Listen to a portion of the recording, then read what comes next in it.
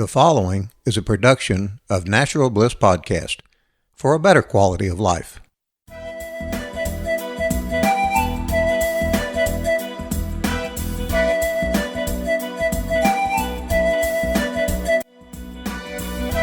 Hi, and welcome to It's Your Life. I'm your host, Joyce Wheeler. Today is Tuesday, May 21st, 2019, and I am here with Cathy Weiss. She is a naturally gifted healer, clairvoyant, source energy channel, and intuitive.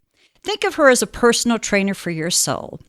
She guides others in living their heart and soul-centered lives, providing high levels of clarity and direction on how to move forward in life. The result is feeling validated, reassured, and affirmed. She holds a bachelor's degree in education and is experienced certified yoga instructor, teaching yoga to individuals and groups since 2006, and providing intuitive energy reading and healing sessions since 2018. Cathy is passionate about meeting you where you are and empowering your wellness and soul-centered life. Welcome to the show, Cathy. Thank you, Joyce. I'm really happy to be here today. And I'm so happy to have you here. So what got you started on this journey? Of doing the intuitive energy reading and healing sessions. And the yoga. Those are like two different questions. Let's start with yoga just because it was a little bit earlier on in my life that I dove into that world. I was about 25 years old and I was starting my first, what I think of as like my big girl real job as an elementary school teacher. And the stress was just overwhelming. It was completely unexpected at how difficult of a job that was for me. And I was looking for something to help me manage my stress.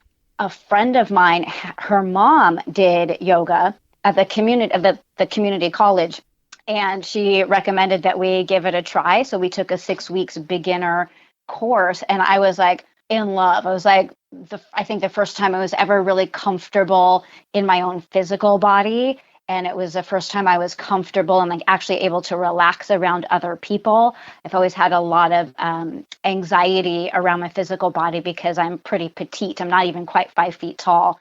And in this yoga experience, not only did my stress dissipate, but all of that other noise about all the things that I thought was wrong with me went away. And it was like, oh, I can do this yoga thing and not get judged or graded or labeled or anything like that.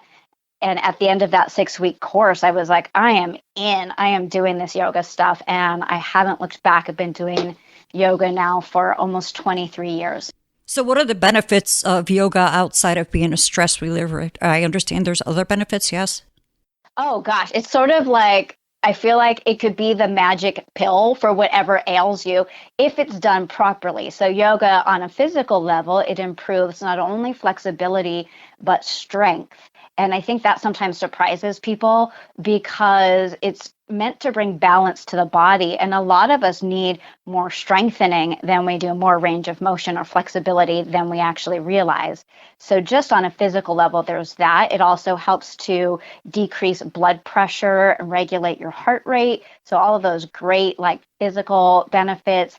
Then there's mental benefits such as increasing your ability to concentrate for longer periods of time and help you to manage stressful situations from a mental standpoint, not just that physiological like decrease in stress, which happens from yoga, but also more about training your mind to observe situations and not label them so much as like, this is great, this is horrible, the world is ending, and to just look at it as this is a situation that's happening. And from a place of clarity, I can choose a wise course of action. And it's sort of this really surprising benefit to yoga because people think, oh, you're just like stretching or on your mat, moving around. But it's such an internal process. For example, if you're in a very difficult pose and your body is trembling and shaking and vibrating, yoga teaches you to just look at yourself going like, oh, look, I'm trembling and vibrating. That's not a good thing or a bad thing. It's just happening. And in that way, you learn how to look at your other life experiences and say, oh, like I'm super anxious because I'm at the dentist getting, a cavity filled right now. And instead of freaking out, just being like, this is just happening and it's going to end soon and everything's going to be okay. So you started using yoga as a way to deal with your stress and anxiety. Absolutely. So, and what made you become a yoga teacher? And I also understand there's different types of yoga. Can we touch on that too? Sure, absolutely. So yoga, I think I love to call it ice cream. And just like there's so many different flavors of ice cream, there's so many different flavors of yoga. So there are very strong, powerful, dynamic move and flow, and it's like very cardiovascular type yoga. There's also yoga that's really great for beginners that moves at a slower pace and has more detailed instruction. There is restorative yoga, which is all poses that are supported by props so that the physical body can surrender and relax. And there is like everything in between from like super passive to super active. And then there's also yoga that addresses the energy of the physical body, or the subtle body, the energy of the subtle body, the way that you manipulate your breath and the way that you use your thoughts. And that changes the results of the yoga as well.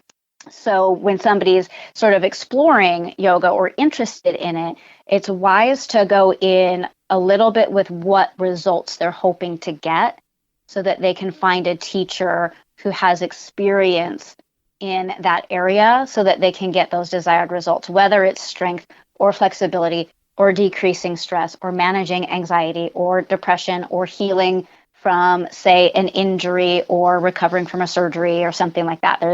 It's all out there. You just have to look around to find the right fit. So what kind of yoga do you teach? The primary yoga that I teach is a stronger version. So a little bit more strength building versus flexibility with some flow. It's kind of a little bit of a balance between we're going to work really hard and then we're going to chill out and do some nice stretches at the end.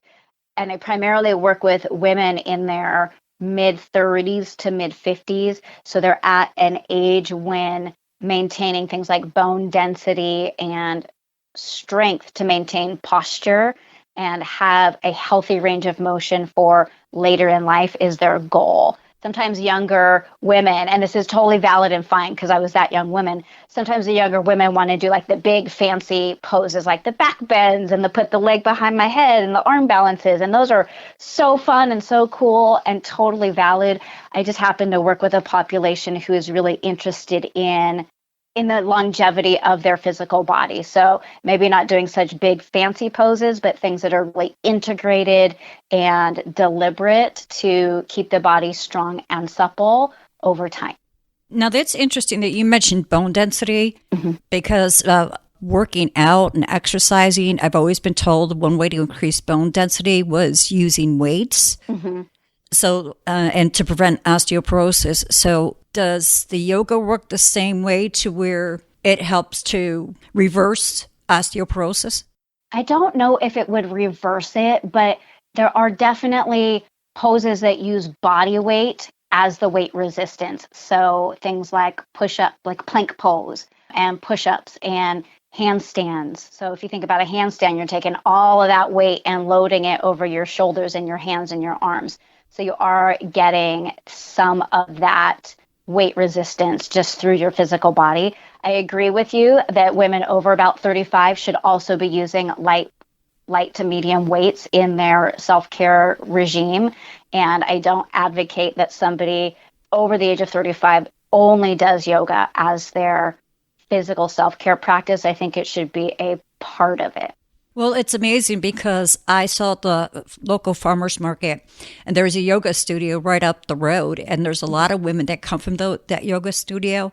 And I would say the majority of them are over 55, over 60 years old. And that they're in really good shape. Yeah. I never thought that yoga could do that for a body. So it just mesmerizes me because I come from the generation where it's like exercise, exercise, exercise. And right, like a traditional gym type workout. Right. Yeah. And one of the women who sells at the market, she had fallen and she broke a bone and she healed real quickly. And her doctor had said that if she probably wasn't doing yoga, she probably would not have healed so fast. Yeah. It's really incredible and powerful. And that just brought to mind one of my students who's been with me for about 7 years now. She started with me in her late 40s, and now she's 54. And at 54, compared to when I met her a couple years ago, she is stronger and has greater stamina, improved posture, and improved energy than she did when we met. So it's almost like she has reversed some of the things that she thought were natural causes of aging or natural results of aging. So, for example, she used to, after a class with me, have to go home and lay down and take a nap because she was exhausted from the exertion. And now she's keeping up with the young girls, and like then she goes for hikes after class, and she's just like a whole renewed human being. And she comes twice a week. That's all she does, is yoga twice a week. And then now, because she's increased her energy and her vitality and her stamina, now she also goes to the gym a couple of days a week, where she wasn't doing any of that before because she didn't have like the energy or the strength. And yoga was really the doorway into like a very much healthier version of who she is. You know, it's amazing that you had mentioned when I had asked about the bone density with the weights, that, you know, our body can actually be used like a weight, you know, using our own body for resistance. Yes. So that makes perfect sense. It's just the fact that exercise, you know, like a gym type regimen is always put above yoga. You never hear these things about yoga. Not very often. Because, and unfortunately, we're kind of, especially with the digital world that we're living in, where images are really everything, the images that sort of are more popular around yoga right now are, like, I kind of call them the sexy poses, but they require great ranges of motion and flexibility. And so we're looking at someone and going like, wow, they're so limber, without realizing the strength that it takes to not only get into that shape, but to hold it. And it's a little bit, I think it just isn't conveyed very well at how strength building yoga truly is. And most people, when they first try it, if they're trying a hatha or a vinyasa style, so what's similar to what I teach, they kind of walk away going like, well, I did not realize yoga was that hard. I have to chuckle at that, because on my Instagram, I follow some people who do yoga, and I look at them and I go, oh my gosh, how the heck did they do that? Yeah. It's just like when I first started doing planks, I felt like I was going through hell. You know, it was so hard. And after a while, I got used to it. But I also realized that it had such a benefit for the core and for the back. I had always had a lower back pain when I stood for long periods of time. And when I started doing planks, that back pain went away. Isn't that amazing? So, you know, even though planks aren't fun at first, once you get used to them, you know, it's really not that bad. Yeah. And you know, there again, like you're talking, you're using the body. You've got to hold that position. There's so many different types of planks too. Yes. So let's talk about the importance of breathing for better health. Okay. Well, number one, oxygen is like fuel for your body. So a lot of times when we're thinking about fueling our body, we're thinking about the food that we eat, but our cells need oxygen in order to do their groovy cell things. And so breath does two things. Number one, it brings in oxygen for your cells, and then it also is removing carbon dioxide from the system or the waste product. And generally speaking, most of us go through our day without thinking about our breath. Thank God we don't have to think every time we need to take a breath, or that would be all we thought about all day long. So the breath, when we're not thinking about it, can do a couple of different things. One, some people take big, giant inhales, and so they're getting a lot of oxygen and fuel for their system, but doing really tiny, short exhales. So they aren't removing enough waste, and they get a buildup of carbon dioxide in the bloodstream. And what's interesting about that is that the symptoms of excessive carbon dioxide in the bloodstream are very similar to symptoms of anxiety. So sometimes just regulating the breath, and I'll talk a moment about how to do that, can help reduce anxiety. So another thing that some people do is they take really teeny tiny inhales, and then big giant exhales.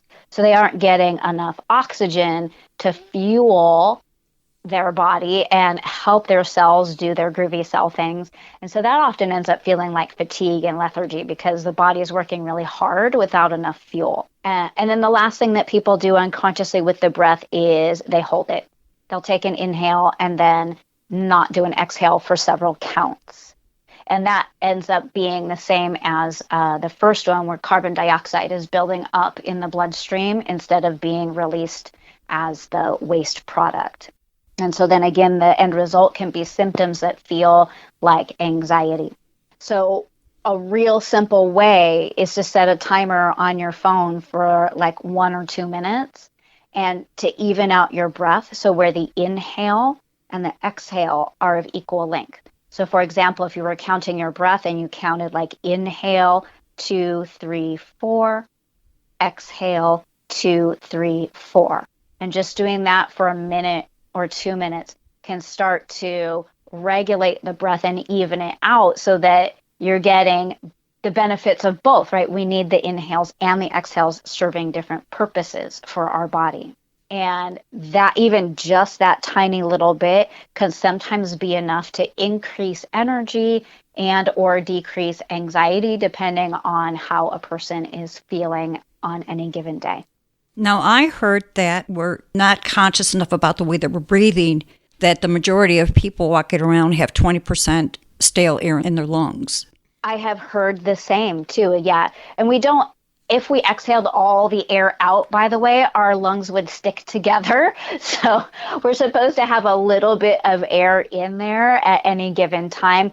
But yes, most of us aren't exhaling completely and emptying out as much of the carbon dioxide and the waste products as we could or should be. Now, what about the breathing? I know, like when I meditate, I'll do guided meditations, and they're breathing the slow inhale through the nose and then hold it for, a second, and then the slow exhale through the mouth. Mm-hmm. Is that a good breathing technique? Yeah, absolutely. And there's in the yoga world, it's called pranayama, or breathing exercises or breathing techniques. And there are many of them. And so there are some where it's even inhale, hold, exhale, hold. And that small little pause is just allowing the lungs to do their exchange of oxygen and carbon dioxide. And that's another really wonderful, lovely technique. Beyond that, I try not to go too much into other breathing techniques unless I know someone, because they can be very powerful in affecting your energy. And we want to make sure we're doing the right, it's sort of like a medicine, not really medicine, but sort of like medicine. We want to use the right technique for the right symptoms. So someone who's experiencing anxiety, I might give them one type of breathing technique, whereas somebody who's more going down the road of depression, I might give them a different breathing technique. So generally speaking, for like just an average, hey, what's a great breathing thing to do? Just like that, either the even inhale and exhale, or the inhale, pause, exhale, pause, in which the inhales and exhales are even and the two pauses are even. So if you inhale and you pause for 1 or 2 counts, then when you exhale, you pause for 1 or 2 counts. Like, as a great generic, anybody can do this safely, I'm on board with that. How often should we practice conscious breathing? Oh gosh, I'd be stoked if people did it once a day. Okay. So once a day is good. Yeah. Is there a certain time length? This is that's a great question. And again, it starts to build up to like what's reasonable for someone and their experience level, because we can build up to practices of pranayama that are 7 or 10 or even 20 minutes long. But for someone who's just starting out and just kind of wanting to play with it, 1 or 2 minutes is fine. Sometimes we can start to feel a little bit dizzy or lightheaded, or like there's a struggle to breathe, and we don't want that. That's a counterproductive. So even if you're starting at 2 minutes and trying this and you start to feel uncomfortable or like you can't breathe properly, you want to stop and take a couple of normal, just whatever breaths. I call them recovery breaths, where you just let whatever needs to happen, and then you might start up again for another 30 seconds or minute until because there's the diaphragm, right, needs to build that strength. And I think what a lot of people aren't aware of. There's other muscles involved in breathing, but the diaphragm is the main muscle. And if we haven't been consciously breathing and doing these nice full breaths, the diaphragm, like any other muscle, can be either weak and not very strong or sort of short and tight and needs to be stretched out. So it's like exercising any other muscle. It might take time to build the ability to do breathing practices for longer periods of time. Great, Cathy. Thank you for that. We'll be right back with Joyce Wheeler and It's Your Life. Do you have jars of expensive beauty care products that just didn't do what they claimed? Many women are just like you, spending big bucks on products that do not give results. At Heavenly Bodies, their products do what they say. Why? Because they use only certified organic plant-based ingredients, which have been used by women for thousands of years.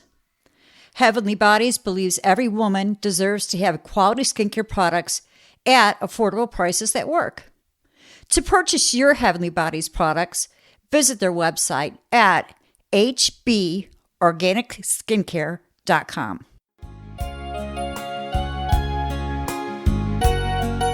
We're back with Joyce Wheeler and It's Your Life.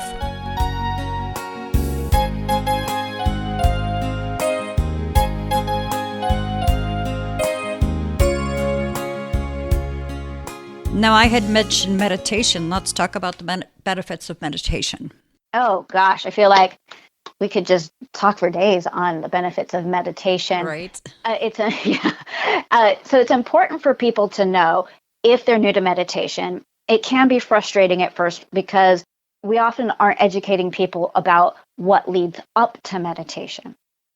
So before we can even meditate, we need to know how to concentrate. And again, I just feel like we're living in an amazing, magical world right now where we can connect with people instantly across the planet. We can see what our friends are up to right away. There's so much instant information and it's constantly changing. But we do know that people's attention span, therefore, is decreasing. And so most of us need to start to train our mind to be able to hold one thought consistently. So starting meditation, before you even might think, boy, I'm going to sit down and meditate and have eternal bliss, the goal should be I'm going to sit down and I'm going to teach my mind how to concentrate. And a great technique for concentration is using a mantra. There's lots. Okay, by the way, there's lots of techniques. This is a technique, which is to use a mantra. And the word mantra comes from two words in Sanskrit, manas, which means the mind, and trayati, which means that which liberates, or I like to say frees or saves. So a mantra is that which liberates your mind, stops the crazy swirling to-do list or what's wrong with me or I can't do this or I suck, and it focuses it back on this word or phrase that is nourishing and healthy and healing and soothing. And you can use mantras in English. One of my favorites in English is at peace. So on the inhale, you silently think at, and on your exhale, you silently think peace. And in Sanskrit, which is a great thing to do too, because it's like, doesn't matter what the words mean, or they're just vibrations that help not only soothe your mind, but heal your body, is to silently and mentally inhale the word so, S-O, and to exhale, think hum, H-U-M. So are we actually saying these words? Some people will if it helps them. Generally, we're going to do that silently, just in the mind. Okay. And so what using a mantra does is it gives the mind something to do rather than ruminate about how I can't meditate or I'm doing it wrong or something magical is supposed to happen or I'm supposed to levitate up off of the floor. And it just really teaches the mind to start to still and to settle and slow down. The other thing about learning to meditate for some people is just the ability to physically sit still for a couple of minutes. Because again, we're in a world that's very active. We are very hung up on productivity and producing results and everything that we do having a purpose or a reason. And it can be difficult to simply sit and not move with no purpose or reason other than sitting still and not moving. And so some of it can be just setting a timer for 2 or 5 minutes and deliberately choosing that I am going to sit still and not get my butt up off this chair for 2 or 5 minutes. So you're talking about just sitting there and just working on clearing the mind? Yeah. And having the ability to not move the body, because it can be very fidgety, right? It's like, well, my mind is still and quiet, but my body is dancing all over the place. You're kind of, losing some of the benefits of true stillness. And it could be medication, but Yep. Meditation is really about being still and being calm and having a one-pointed focus in the mind. And so the physical body needs to get calm and still as well. And I know when I first started to deliberately meditate about 12 or 13 years ago, where I really decided I'm going to walk my talk as a yoga teacher and actually meditate every day. I would set a timer for about 10 minutes. And there were days where I'd be like, oh, but I got to rotate the laundry. I've got to go answer those emails. And my body would almost feel like it was itching to move. And just the task or the goal at hand was like, nope, you're going to sit here and just train the physical body to be still before even worrying about what's going on with the mind can be the first hurdle towards meditation.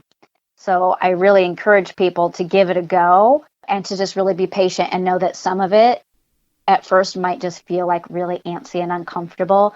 And you have to just let your body get used to that stillness. So, Cathy, once people get past that point, where do they go from there? I would say increasing duration up to whatever's comfortable for them. 15, 20 minutes a day is really great. 12 minutes. It kind of really depends on people's personal preference, but increasing duration. Once you can sit comfortably and focus your mind, start to increase the amount of time that you're meditating. Or some people prefer to do 10, 15 minutes in the morning and then 10 or 15 minutes in the evening. That's also another great way to sort of deepen your meditation practice, is to increase from once a day to twice a day. So what are some of the benefits of meditation? I'm like, oh, where do we start? My brain just saw an explosion of all of the benefits. I'm going to say I say to people, I think it's the number one thing that they can do for their health. I agree. Across the board. It decreases, again, blood pressure, heart rate, respiration. It settles the mind. It rests the body. It's truly restful for the body and the mind. It also teaches people how to clear out that internal clutter and start to hear the deeper wisdom and truth that lies within, because those voices, whatever you want to call that, whether you want to call it your higher self, your consciousness, your spirit guides, whatever that is that we're trying to listen to, it's very quiet. And we can't hear that when we're bombarding ourselves with external stimulation or even internal stimulation. And so I have found over the years that one of the greatest gifts of meditation is actually being able to tap deeper into myself and really honor that inner wisdom to create a life that I'm meant to be living because it satisfies me. Not a life that I'm living because so-and-so said so, and this person over there said I have to do my Instagram feed like this, and that person over there said that. No, I'm coming back over here to myself and trusting my inner wisdom and the way that I want to live and be in the world. And you can really, I think, only get there in that place that's really quiet and still. I agree. In our society today, there's just too much stuff going on. And going back to the monkey mind, it's been called, when the brain just keeps rattling on and on and on. Mm-hmm. One thing that I suggest people do before they meditate is write down whatever they have to do after meditation, like switching out the laundry. Yes. Get it all out. Get it out of your head. Put it down on a piece of paper so that when you're in that quiet space, you're not going, oh, what do I have to do? Or I have to do this. You've got it all written out, so when you're finished, you can go there. One thing that I heard, too, is that meditation creates neurotransmitters and hormones that our brain needs for good health. Yeah, absolutely. And also the dopamine and melatonin and all that. Yeah, all totally. You do get your increase of serotonin and dopamine, and like those are our feel good, happy hormones. So gotta love that, right? Right? I totally agree. So how often should we be meditating, Cathy? I'm gonna say daily, or if that feels like a little too daunting, how about 5 or 6 days a week? I usually shoot for 6 days a week, and then I give myself one day a week that's like my off day or my treat day. And for me, with yoga and like all of my practices, even though it's not like I spaz out and do things that are crazy on my off day, but I feel like for me, it allows me to sort of take that off, and that way when I return to it on Monday, it's a joy rather than feeling like a burden. And that's just the way that I'm wired. I think if I did my yoga and my meditation and my pranayama and everything 7 days a week, at some point I would start to feel really resentful and angry about it, because it wouldn't feel like a choice anymore. It would feel like something that I had to do. And by just giving myself that one day breather, it's like I kind of miss it. And then I'm really ready to start back. Now, just because you're doing it 6 days a week does not mean everybody has to. No, absolutely not. And that's part of what that inner listening is about, is finding what's right. Maybe some people do want to do it 7 days a week and it totally brings them joy and they're thrilled. Like, go do your thing. Maybe for some people, it's only 2 days a week. It's all correct, right? There's no right answer, but what meditation can do is help you start to hear your answer. Connect with your spirit guides, your higher self, or yes, exactly, animal guides, and yeah, whatever that is. And sometimes the only way we're going to find that is through meditation. That's how I found it. I didn't know about that before until I started meditating and was actually doing a guided meditation to meet my spirit guides. And that's how I met my first one, along with my animal guide. And then later on, because in the practice of meditation, I was open to any other guides coming in. So it's like, oh, here's this new guide. Oh, hi, how are you? Right. Yes. So they might just pop up. Or sometimes when I'm meditating, I might ask for, any of my angels or spirit guides or ascended masters to come in to, let me know whatever it is I need to know. That's going on right then and there. So I do a lot of guided meditations, but I also I like to listen to Native American music in the back. How about you? What do you do?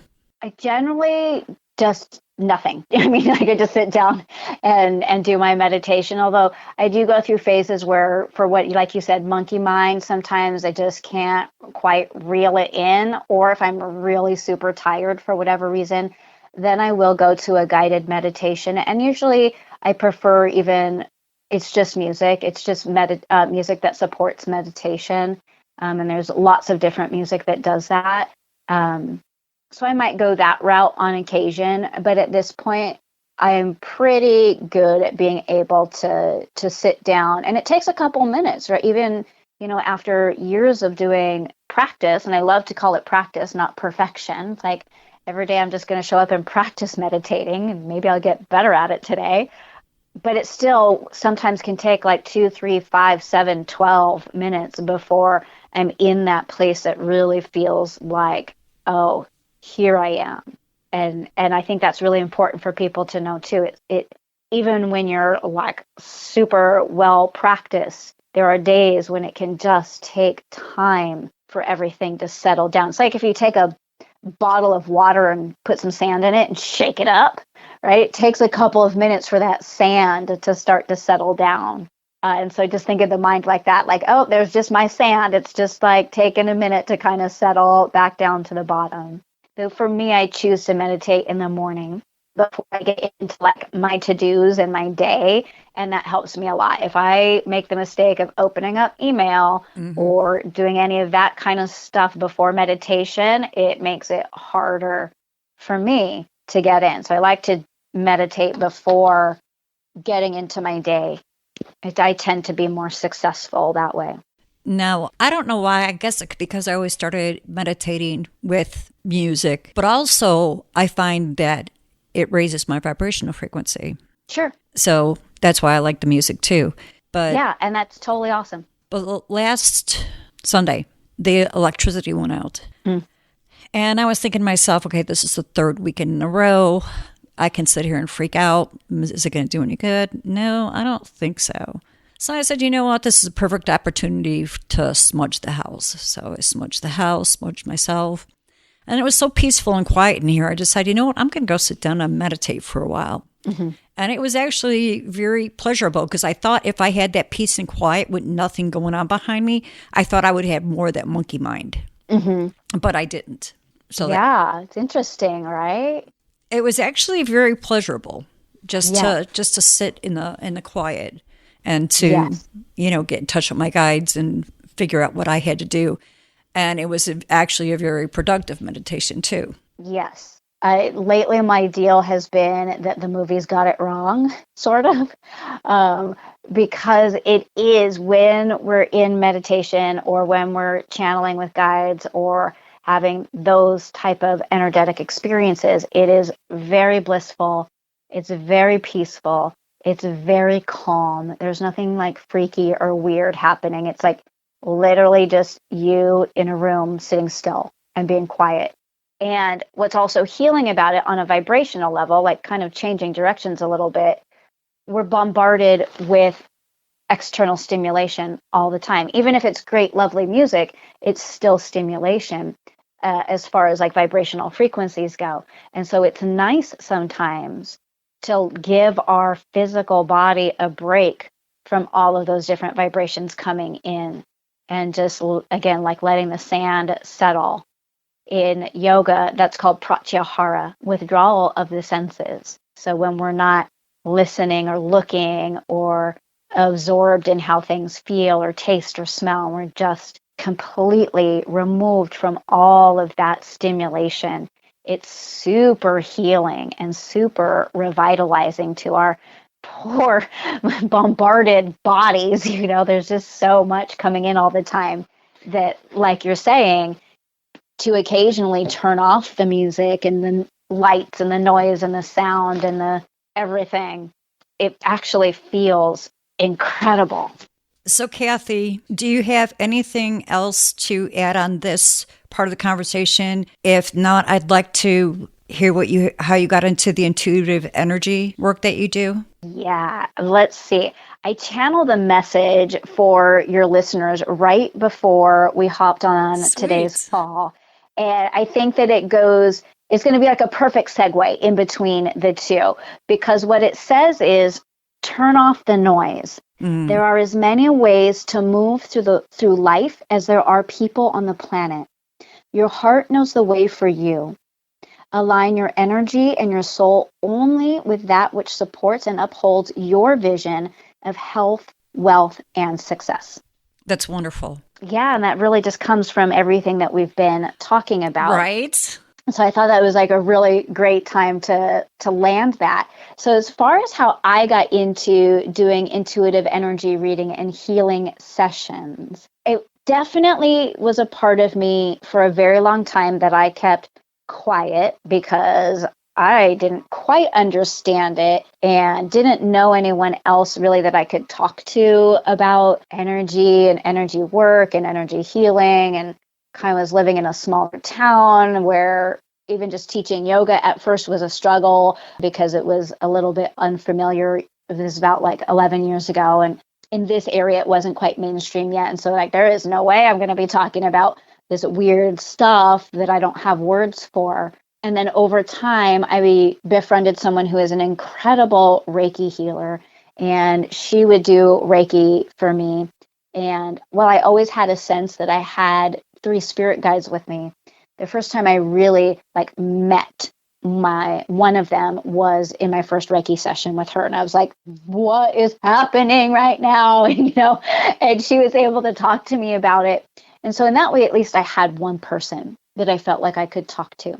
Right at the end of 2017, I was having just a total dud of a day. I had entered a manuscript into a book publishing competition where if you won the competition, you got your book published without needing an agent, which is a big deal. You generally need an agent to publish with a traditional publisher. And all the time leading up to the announcement and the work that I had done, I was like, I am winning this thing. Law of attraction. I see myself winning. I'm holding the book.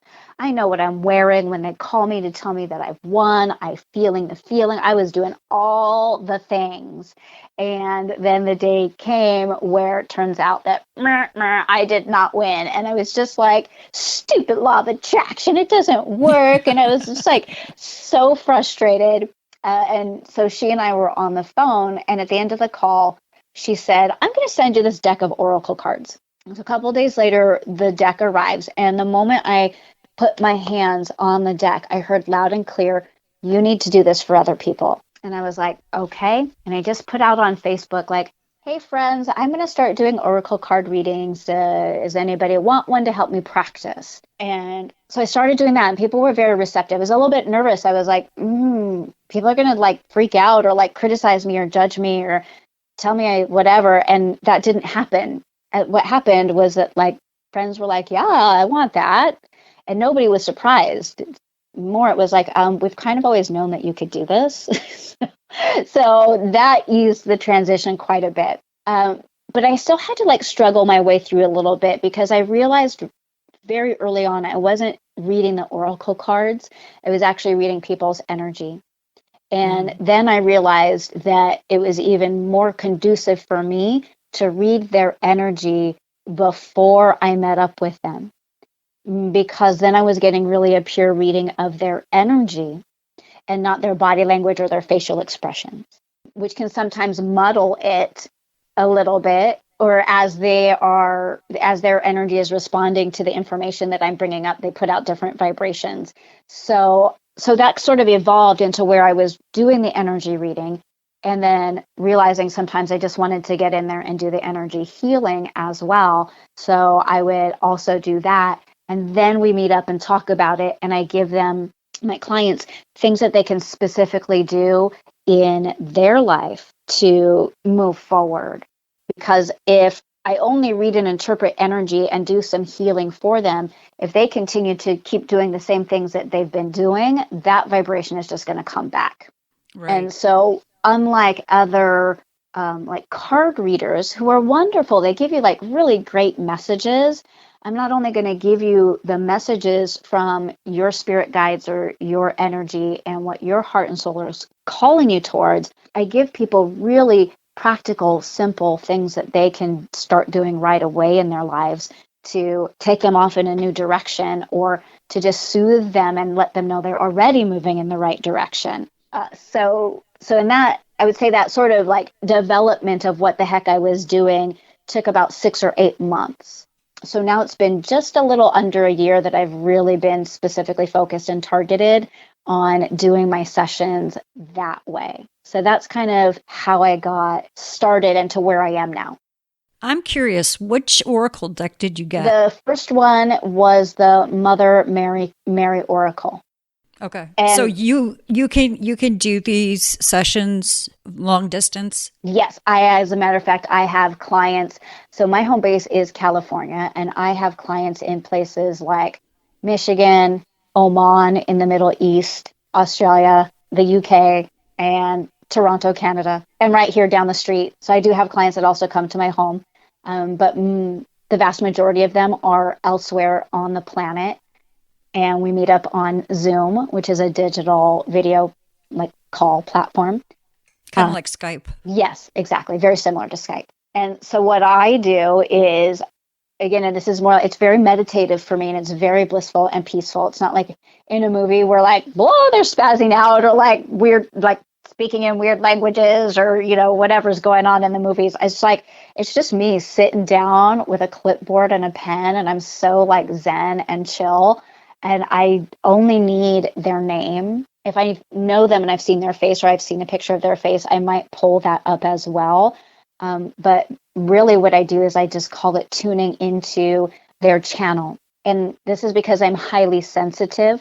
So we all have the ability to feel the energy coming off of other people. This is scientifically proven fact. But to what degree or over what difference varies. And only about 20% of the population is highly sensitive, which means I can feel that over much greater distances than your average person.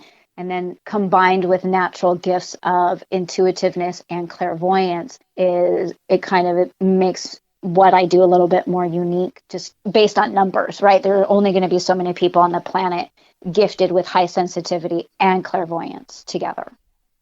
So, Cathy, if somebody wants to have a session with you, where should they go? They can pop on over to my website, which is Cathy with a C -weiss.com. It's WEISS.com. And if they pop over there and subscribe to my newsletter, they also can get a free mini intuitive reading. I do those every Mondays now, and it's super fun. So that could be a really great way to get to know me a little bit more and get a feel for what a reading is like just by subscribing to my newsletter. But then they can also find, all the different types of offerings and packages that I have for them. We're about at the top of the hour. Is there any last comments that you have to make to the audience before we go? My only comment is man, time flies when we're having fun, because when you said we were at an hour, I was like, no, it's only been 20 minutes. What are you talking about? And that was incredible and delightful. And I would just want to leave people with, if you're having any questions more specifically about what the heck is energy or what the heck is clairvoyance, I have a really great natural gift for demystifying that stuff and helping people understand it's really just a natural, normal thing that we as a society haven't spoken about openly. And they are 100% welcome to reach out via my website, or I'm on Facebook at Lightworker Cathy Weiss, or on Instagram at Lightworker_Cathy. Shoot me questions. I always get back to people, and I'm always happy to clarify and help people understand what this stuff is that's going on. So when is your YouTube channel going to launch? I have a YouTube channel now. And it hasn't been, it doesn't have a vanity URL quite yet. I'm in the process of that. So for right now, if they were to type in bit.ly, which is bit.ly/YouTube Cathy, I'll come up. They can also search for Cathy Weiss channel and find me that way. And I've got lots of channeled messages and intuitive readings that I did for people and all that good stuff over there. Excellent. Thank you so much, Cathy, for being with me. I really enjoyed having you here. It was absolutely my pleasure today, Joyce. Okay, you've been listening to It's Your Life. I've been your host, Joyce Wheeler. Enjoy the rest of your day. Thank you for listening. This has been a production of Natural Bliss Podcast for a better quality of life.